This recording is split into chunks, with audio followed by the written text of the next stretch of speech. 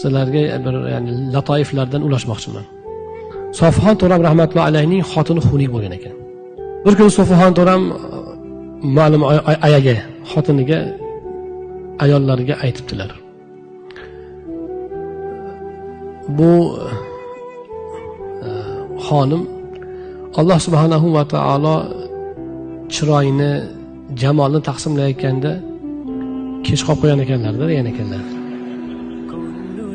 Yaxshi chiroylik, go'zallik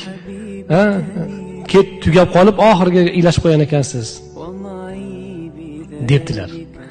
Alloh subhanahu va taolo chiroyini taqsim qilayotganda kech qolib qo'ygan ekanlar-da, xonim degan ekanlar. Desalar, ayolni zakovatini, javobini, chiroyliligini qarang.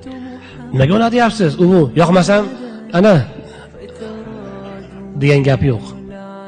Javobning go'zalligini qarang. U Sofixon To'ram gapidan ham ayolning gapi go'zal. Ha, xo'jam, qarasam naryoqda baxt ulashilayotgan ekan. Shu baxtni oldin ololay deb chiroyga kech qolib qo'yganman degan ekan. Javobning go'zalligini qarang. Qarasam naryoqda baxt ulashilayotgan ekan.